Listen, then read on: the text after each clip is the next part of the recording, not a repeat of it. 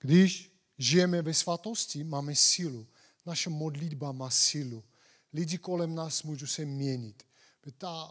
Častokrát bylo, když jsem dlouho postil, šel jsem někde kázat, a lidi říkali, že ten jeho hlas v tom hlase. Víte proč? Protože ten hlas pořád chválil Pána. Když chceme, aby lidi proměnili v životě, musíme žít svatosti. Svatost má velikou sílu. Svatost je to, když chodím před Bohem. Dneska, jak jsem četl skutky 10, 34, 35, Pán Bůh říká, že jemu je jedno, jakékoliv národnosti si, ale chce, aby si ctil Boha a žil ve spravedlnosti. Před pár dní jsem si koupil trička pár a jeden tričko se mi nelíbil. Ale my jsme odřezali ty cenovky. Ale nenosil jsem to. A ten jeden zůstal, ta cenovka. A já dneska připravuji na bohoslužbu, říkám, po bohoslužbě dali Bůh, půjdeme to, vyměním to tričko. Ale tu cedulku už nemám. Říkám, já můžu z toho připnout na to druhé. A říkám, ale to není správně. Tak já budu lhát, takže to není možné. Kážeš Boží slovo a nemůžeme tak dělat. A to Duch Svatý mi přemýšlí, říká, to nejde. Oni nevidí, ale já vidím. Ty kážeš Boží slovo, nemůžeme. Svatost má velikou sílu. Svatost může proměnit myšlení lidí. Takže sláva našemu Bohu, protože my nejsme tady sami. Duch Svatý vždycky jeho děti bude chránit a připomínat nás, jak máme žít. Šťastní lidi jsme, protože nejsme siroci. Ježíš říká, půjdu do nebe, nenechám vás sami, pošlu Ducha Svatého, aby vás připomněl všechno, co jsem vás učil. Dneska jsme tady díky Ducha Svatému, že nám dával sílu. Otče, moc tě děkujeme, že jsme tvoji děti, že ty chráníš nás, my chodíme před tebou. Moc tě prosím, aby tvůj duch byl dnes na nás, aby tvůj duch byl na eklesii v přírodě. Děkujeme tě, Hospodine, ve jménu Krista. Amen. Ty žárovky tak úplně přímo mi do očí svítí. Ale nevadí, jdeme dál. Dneska je Den otců. Ten titul máme my a náš otec. To je velikánský titul, co Bůh dal chlapům, božím dětem, synům. Je to velký zodpovědnost. Modlil jsem dnes za sebe, za nás všech, aby jsme vyzarili, ale ukazovali, jak náš nebeský otec. Protože Bible říká, že Ježíš je obrazem neviditelného Boha. Daj Bůh, aby jsme byli podobní na našeho Pána Ježíša. On byl silný, on byl smělý, Pán Ježíš, on byl krotký, trpělivý. Připomeneme, jaké vlastnosti měl Pán Ježíš. Obětavý byl Pán Ježíš. Milosrdný byl Pán Ježíš. On se staral nejenom o slovo Boží, o jídle. Když viděl, že národ je hladový, říkal, co budeme, jak budeme jich krmit. Starostlivý byl. Měl srdce otce. My taky musíme takové být. Jsou rodiny, které otci zklamali svoji děti, manželky, mámy. Pokud mezi nás je někdo takový, který jeho otec ho zklamal, je těžký, je jednoduchý dávat rády, miluj své otce. Takové. Já bych sem dal takovou radu. Pomodli se a odpust. Pomodli se a odpust, protože je to těžký, protože občas děti jsou zklamaný. Viděl jsem otce, který nedělali ten titul, co mají. A zase jsem viděl v církvích pár, kde manžel byl moc dobrý božím služebníkem a jeho žena furt ho nutil k velkým věcem a srovnával svého muže s ostatníma chlapama. Já myslím, že to není správně. Žena má být oporu svého manžela. A já musím říct našim ženám tady, sestrám krásným, že otci, kteří mají rodiny, první věc, co udělají, otevřou oči a starost mají, jak budu zabezpečit svou rodinu. Co budu jíst moji děti, jak udělám to. Takže vážte svoji muže, otci, modlete se za nich a my otcové připomenu, že my máme odrazit, být starostliví, trpěliví našeho Pána Ježíša. Samozřejmě často tak neděláme. ať Bůh odpustí nás a dá nám sílu, aby jsme my to mohli tak udělat, aby jsme oslavili našeho Pána Ježíše. Žehnám naši bratři, sestry, děkuju Bohu za naši otci. Já jsem svého tatínka zažil až do svých 10 let a musím vidět, že na tu krátkou dobu pamatuju, jaký vliv měl v mém životě a vždycky pozitivní věci říkalo o mém životě. Vždycky. A ty věci, my jsme o víře neviděli nic. A ty věci do teďka v mém životě pracují. Co otec říkal v mém životě, do teďka ty věci, které můj otec mi říkal do mého života, ty věci pracují. Do teďka. Často říkám, že můj otec říkal, že on bude líder, on bude požehnaný. Můj otec takové věci říkal v mém životě. Takže dost důležité, aby my našim dětem říkali dobré věci. To, co přejeme, co chceme vidět. A musím říct, že naši děti musí být lepší než my. Nedávno Abraham měl jazz, hraje bici a jak Elmira mi poslal, jak on hraje. Větší radost nemůže mít otec, rodiče, když vidí svoje děti jenom dobré věci dělat. Já jsem tu chvíli přemýšlel, a jak má náš nebeský otec Ježíš z nás radost, když se chováme správně, když chodíme před ním, vidí nás někdo nebo nevidí, ale my stále vidíme, že Pán Bůh, já žiju tak, protože Pán Bůh to tak chce. Žehnám nás všech, aby jsme žili před Hospodinem. Ne, že lidi vidí, nevidí, ale my chodíme před ním, protože my chceme jeho ctít naším chováním. Buďte požehnaní, ať Bůh žehná všichni chlapi, aby byli podobní na našeho Stvořitele. Amen.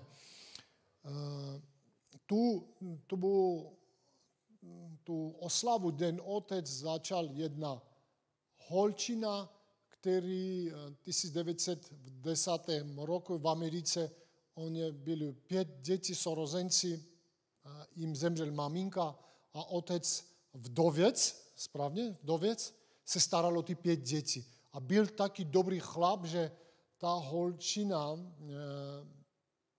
v Americe udělal takový prostě úzkým rodinovém kruhu, říká, a 19. června to byl narozený od toho pána, od jeho otce. A on říkal, že vždycky ten den budeme slavit Den Otce, protože náš tatínek se o nás dobře staral bez našeho maminku. Mamka zemřela. A pak z toho bylo tradice, v Americe začali už slavit Den Otce. V některých skandinávských stranách, někde jinde, slaví někde týden dopředu, týden dozadu. Ale to začalo z jedné holky v Americe, který všímal, jak jeho otec dbá o svou rodinu. Takže a potom to se rozšířilo po celém světě. A požehnaní jsou všichni otce na světě, aby milost Boží přišel do jejich života. Víte, že teď další konflikt se začíná. Irán, Izrael, aby milost Boží přišel na Izrael, na Irán, aby byl klid. Hned s Iránem je Arménie, to je pro nás, musíme se modlit, moc vás prosím, když vzpomenete v modlitbách vašich, modlete se, aby byl mír. My jsme s Maxem dali to název toho kazání. Už máme tu název? Nebo byl to už tam? Pravý život. Dneska pár veršů z Biblii čteme, pochopíme, co to je pravý život.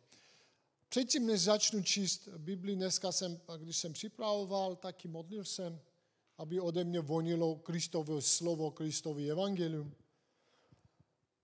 15. kapitola, četl jsem Matuše, jak ta žena, jak přichází za Ježíšem a ona nebyla židovka, protože její dcera je nemocná, má démony v sebe a prosí, aby Bůh, Ježíš, Boží syn, aby uzdravil svoje dítě.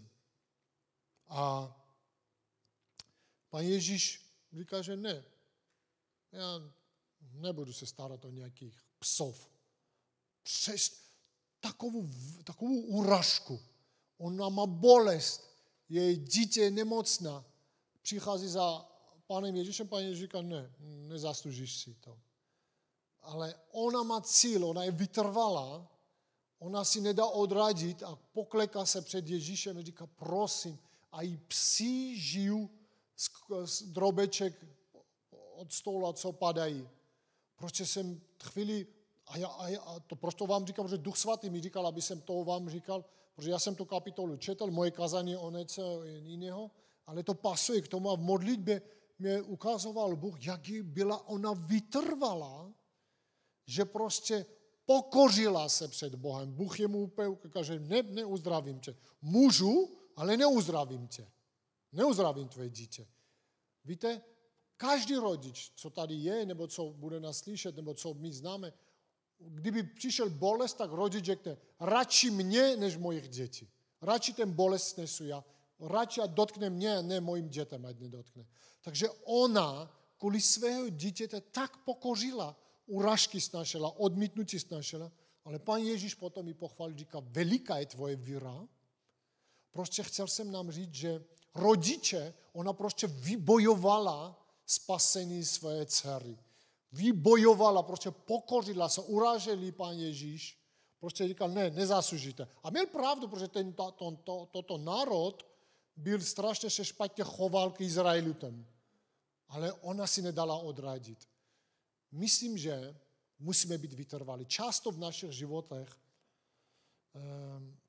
dostáváme, spadáme, ale věřte tomu, když se budeme modlit, Pán Ježíš nás pozvedne. Ona vybojovala záchranu svoje dítě. Doporučuji vás, když půjdete domů dneska, nebo jak vzpomenete, ať Duch Svatý připomene nás, prosím Bože, aby tvůj duch bylo na nás všech. Četl jsem pár dní, chodím v týma myšlenkama, Zjevení 21 kapitola. V Zjevení 21 kapitola je napsaný, že přijde nový Jeruzalém z nebe, který lidská ruka nedotknul, tam budou žít spasení lidi. A tam budou brány, na těch branách budou napsány, na zdech budou napsány 12 jmen od Jakubových synů, pokolení Izraele. Vzpomeňme si, co udělali ty 12 bratři Josefovi. Co udělali? Prodali svého brachu. Dokonce říkali, pojďme ho zabít. Pojďme zabít Josefa. Tam byl Ruben, který říká, ne, to nesmíme dělat. Pojďme ho hodit do toho díru, pak prodali svého brachu.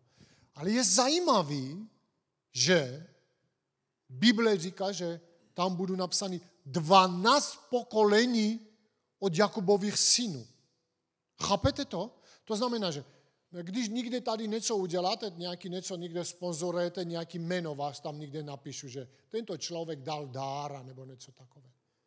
No a potom my víme, že tento svět už nebude za nějakou dobu.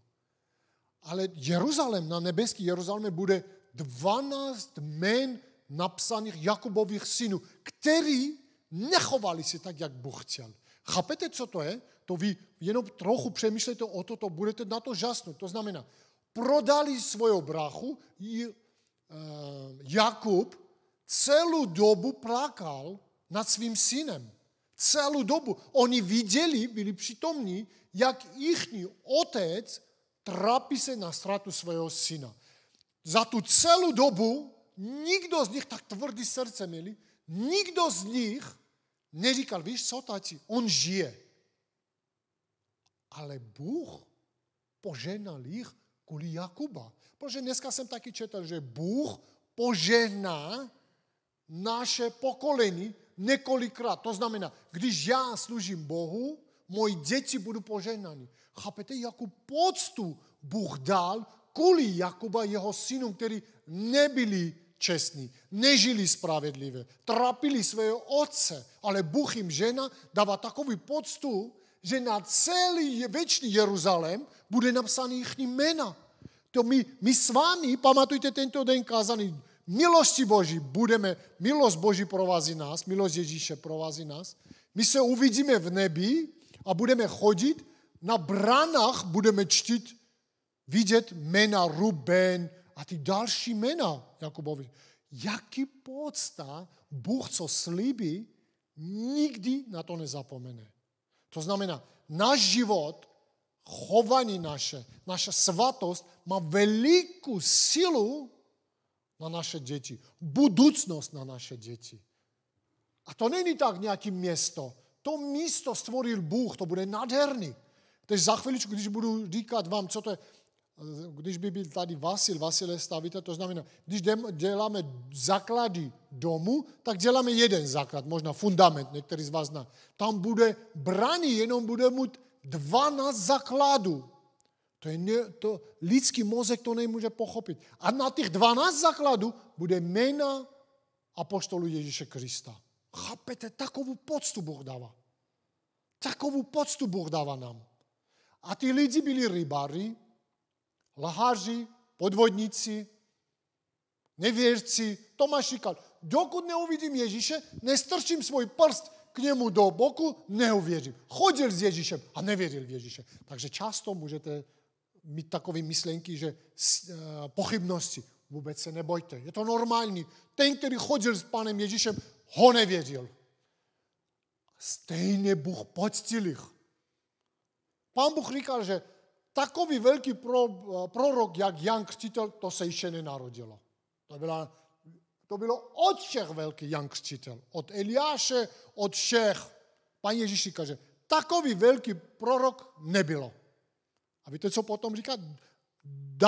Další část říká. Ti, kteří mě neviděli, uvěří v mě, to jsou větší než Jan Křtitel. To mluví o mě a o tebe.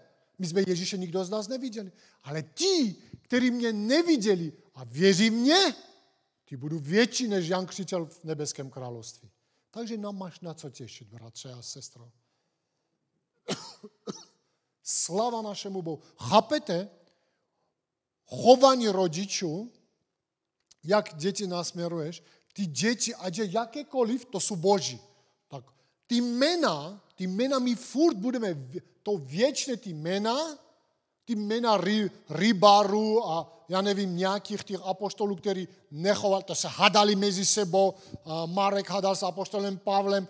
Prostě takový život, co my zažíváme v naší církvi. Pán Bůh říkal, čtěte dneska 21 kapitola Zjevení, že ty jména budou napsány. Já potom přemýšlím, říkám, Bože, jak ty ctíš člověka? Ty jména budou věčný, milí bratři a sestry. Ty jména my furt uvidíme. Možná oni udělali větší chyby než my. Víte? My v dnešní dobu být křesťanem, to je velký odvaha, oddanost. Protože tu dobu, co oni žili, nebyli tolik lakadla, nebyli internet, telefon, počítače. A co dneska? Co my každým kroku zažíváme? Zažíváme to, že nás lakají, aby jsme nechali našeho Boha. Jak poctí Bůh lidí, který ho ctí. Takže na to nezapomeňte. Nezapomeňte na to. Buďte vytrvalí ve víře. Nezapomeňte, že vás Bůh, naši jména jsou napsány v knihu života. Říká, budeme chodit, ulice budou z čirého zlata, prozračný, jak česky? Průhlední ulice budou z čistého zlata. Kosmonaut, jak má tady to čelní, to sklo, to je čistý zlato, to je prozradní. Takže takový uličkama budeme chodit my. 12 jména Ježíšových apoštolů budou na základě jména napsaný na věčný Jeruzalém. A naši jména jsou v knihu života. Takže šťastní lidi jsme my, že čteme Bibli, že my máme velikánský, nádherný a věčný budoucnost. Buďte požehnáni. To je pravý život. To je pravý život. A ještě o tu ženu jsem nám říkal, že často přicházejí zklamaní v církvi, zklamaní nikde jinde, sami ze sebe, energii nemáme. Víte, dneska vůbec jsem neměl energii, ale začal jsem modlit a Bůh požehnal. Možná asi cítíte, že jsem celé naplněn Božím duchem, protože Boží slovo říká, kdo přijde ke mně, Pán Ježíš říká, z jeho nutry bude teč živé vody. Tak co dneska cítíte, to je práce Ducha Svatého, ale můj odhodlanost, že jdu ke trónu milosti, aby nám dal sílu. Bratři, sestry, žehnám vás ve jménu Ježíše a i nevíte, co nás čeká. A i nevíte, jakou poctu Bůh dává nám. 12 dětí od Jakuba prodali svého brachu. Chtěli zabít svého brachu. Oni mají poctu, protože jejich otec chodil před Bohem správně. Naši jména jsou v knihu života. Budeme požehnaní. Když čtete tam ještě tolik nádherných věcí, 21 kapitola Zjevení. Takže to je pro nás takový začátek. Že jsem nezačal kázat. Prosím vás, přísloví 7. kapitola, 1. a 2. verš říká, dbej na mý výroky, můj synu, přikází mi jako poklad opatruj. Dbej na mé příkazy a najdeš život, učení mě jako v oko v hlavě chraň. Víte, Boží přikázání je vnitřní zrak. Bůh říká, že moje přikázání, to je větší než poklad. Poklad pomine a Pán Ježíš říkal, a moje slova v věky přetrvají. To má takový sílu Boží slovo, že udrží nás a přivede nás do věčnosti. Prosím vás, dajte si závazek, že Boží slovo budu pořád zopakovat v mém srdci. Boží slovo budu dávat v srdci hluboko.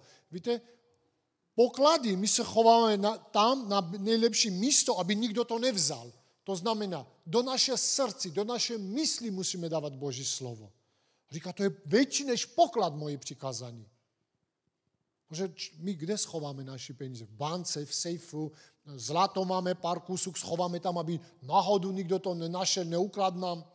A Bůh říká, že moje přikázání je větší než poklad. Chovej, dávaj pozor, protože moje přikázání je zrakem tvoje vnitřní já.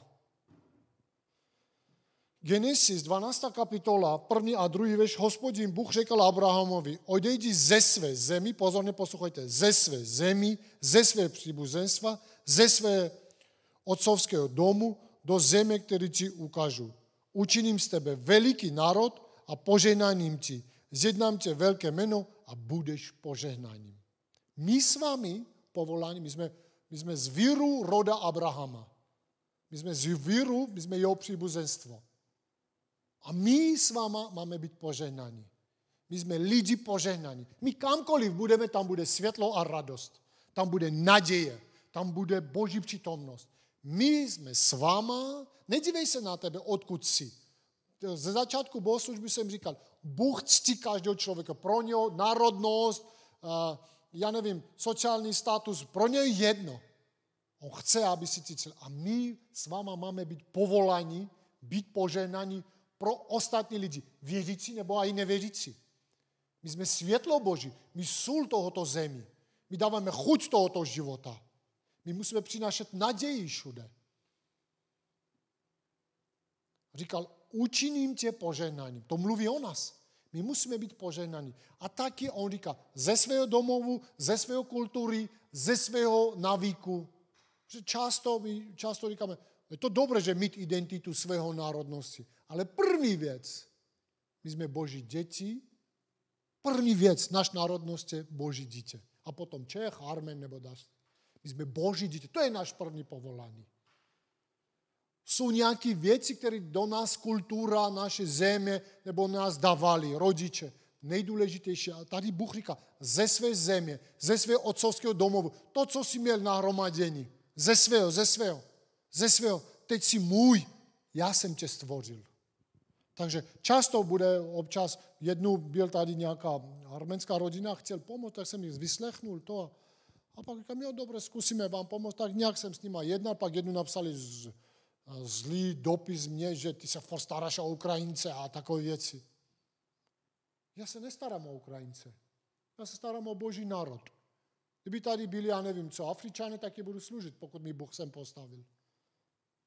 Tam je jedno, to je Boží národ. A já jsem povolaný být požehnaný pro tento národ.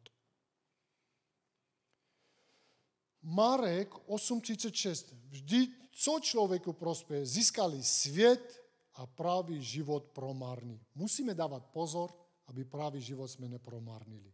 Pravý život žít v Jeruzalémem novém. Matuš 9:37. Tedy řekl svým učedníkům, žen je obrovská, ale dělníků je málo. Nedávno jsem slyšel, víte, kolik lidí se narodí v roce na světě? Takže kolik? 8-9 miliard, už se 9? 8. A víte, kolik lidí se narodí v roce? 130 milionů. Takže žena je obrovská. Nemůžeme říct, že není kdo. Takže máme co dělat. Ať Bůh nám žena, aby jsme byli dělníky pro Boží království. Matuš 12. kapitola 30. verš říká, Kdo není se mnou, je proti mně. Kdo nezhromažďuje se mnou, rozptyluje. Cokoliv se budeme hromadit na tento světě, nebude v tom Pán Ježíš základem, je to zbytečné. A víte, co Pán Ježíš potřebuje, aby nás shromaždil? Duše lidí. Náš majetek, náš čas, finance, naše srdce, pozornost. Ať vyděláváme, ať žijeme dobře, Pán Ježíš jenom z toho má radost. Ale aby jsme viděli, všechno musí sloužit k Pánu Ježíši. Naše děti, naša rodina, prostě absolutně všechno, majetek musí sloužit Pána Ježíše. Jinak Pán Bůh říká, že všechno budeš zbytečně. Zbytečně budeš namáhat. Zbytečně. Přísloví 11.30. Z ovoce spravedlivého je strom života. A kdo je mudrý, ten duše získává. Musíme získávat duše. To je největší věc, co můžeme udělat. Když budeme procházet nebeským království, každý člověk, kterého přivedeme k Bohu, řekne, že díky Pánu Ježíši, že jsi přišel do mého života. Dneska jsem říkal, že dneska je moc andělů tady. Moc andělů je tady, fakt. Bože, dotkni se nám všem, uzdrav nás, pozbuď nás, zbav nás z našeho z problémů a ze strachu a z nemoci ve jménu Krista. Amen. Jan 17:20. Nemodlím se jen za ně, ale taky za ty, kteří přijmou její poselství a uvěří ve mně. Pan Ježíš už dopředu se modlil skrz apoštoly za nás, že ti lidi, kteří uvěří zprávě evangelia, já se modlím za ty lidi. A potom 24. verši 17. kapitoly říká, Otče, dal si mi je a já chci, aby přišli tam, kam jdu já. Poznali mě v plně slávy, kterou si mi dal, z lásky dříve, než byl svět. Víte, my jsme Ježíše ještě nepoznali plně slávy. I tam ho poznáme, jakého Boha máme. Ať jsou tam, kde jsem já. Pan Ježíš říká, moc prosím, Otče, ty lidi, co jsi mi dal, ať jsou tam, kde jsem já. Víte, proč Pán Bůh poslal Ježíše na zem? Aby sám zkusil, jak je to těžké tady, jak je občas nám je těžko. Občas nám je těžko. Fakt je těžko. Fakt je těžko. Zvlášť křesťanům je těžko. On sám na svůj vlastní životě kůži viděl, jak je to těžko. Že chce dělat dobrý a vzali ty nádherné ruky, ukřižovali. Uzdravení. Slovo dává, rozděluje moře, dává chleb lidem. Prostě svět je zlý. A Bůh ví, čím my procházíme. Bůh ví, kolik starostí my máme. Je těžký. A zlý místy nás napadají, ďábel posílá. Bůh ví, ale stejně musíme modlit. Nepřestávat modlit a budeme silní. Boží slovo říká, Pán Ježíš říká, Bože, moc tě prosím, modlím se za Larisu, za Annu, za Renatu, za nás všech, aby byli tam, kde jsem já. A Bůh slyší od jeho syna, on za nás se modlí, sám Ježíš se modlí za nás. Pán Bůh slyší modlitbu svého syna. Jak já nejvíc slyším prosby mojich dětí. Nejvíc. Jejich prosby pro mě důležité jsou. Šťastní lidi jsme tam. Pán Ježíš říká, ať jsou tam, kde jsem já. Štěstí nám potkalo, bratři a sestry. Budeme vidět v našem životě nějaké těžkosti a takové věci. Ale Pán Ježíš je s náma, vítězíme a sami sebe budeme ještě více důvěřovat. Buďte požehnaní. Můžeme postavit spolu, aby jsme se pomodlili ještě. Pane Bože, moc tě děkujeme za tvoje slovo. Slyšeli jsme příklady, jak děti spravedlivých lidí chovali špatně a dokonce jich tak poctí za rodiče, že jejich jména budou v věčném Jeruzalémě napsané. Moc tě prosím, Duch Svatý, pozbuď každého člověka, aby pokud je skleslý, pokud má nějaké problémy, zvedni ho, Pane, otevři nebesa, daj sílu jít dál, Hospodine. Prosím, Pane, daj nám sílu jít dál. To dobré dílo, co jsi začal v nás, doveš do konce. Svěřujeme naše víru, náš život, co je cenné nás do tvých rukou. Děkujeme tě, Hospodine, že my můžeme nazvat tvojimi dětmi. Děkujeme, že za nás se modlíš a stále přemluváš se za nás, Ježíši. Tady z církve my tě vyvyšujeme, my tě děkujeme. Prosíme, abys nás vedl. Prosíme za Českou republiku, prosíme za Izrael, prosíme za naše státy, Hospodine. Poženej nás, Hospodine. Poženej nás církev, všichni služebníky, poženej pastora, jeho rodinu, všichni služebníky, Pane. Odměň jich, Pane. Od chválící, od pastora, ti, kdo uklízejí, ti, kdo tvoje slovo kažu, ti, kdo, Pane, myslí na tebe, chválí tebe, Hospodine. Prosím, poženej nás. Daj nám sílu, Pane, aby jsme šli za tebou dál. Hospodine, bez tebe to nedokážeme. Prosím, Pane, přináším dneska prosby, problémy všichni naši před tvým večným, slavným, mocným trůnem. Prosím, odevzdáváme tebe všechny naši strachy, nemoci, ty věci, které sebou vláčeme, Hospodine, ty problémy, všechno dáváme tebe, Hospodine. Prosím, vezmi od nás, ulehči nás. Daj nám sílu, Pane, jít dál, pracovat, sloužit, být dobrým otcem, rodičem, dobrou bráchu, dobrým složitelem, dobrým synem ať být, Hospodine. Poženej nás, Pane. Moc tě prosíme, aby jsme byli tvoji slávu tady na zemi. Aby jsme přinášeli. Sám říká, že my musíme být požehnaní, aby jsme my byli požehnaní. Ve jménu Krista modlíme a moc tě děkujeme, že ty nás slyšíš, ty jsi věrný. Všemohoucí Bůh, děkujeme ti za našeho Ježíše, za tebe a za Ducha Svatého. Ve jménu Krista modlíme. Sláva Otci, Syna a Ducha Svatého. Amen, amen. Pojďme dát chválu našemu Pánu. Haleluja. Moji bratři, sestry, buďte požehnaní. Naše bohoslužba je konci a Duch Svatý nás bude provázet dál. To je šikovný. Dobrou bohoslužbu jsme měli. Krásně zpívali naši dcery. Co? Krásně. Moc děkujeme Filipu a Alexa, všech, kdo tady přišli. Buďte požehnaní.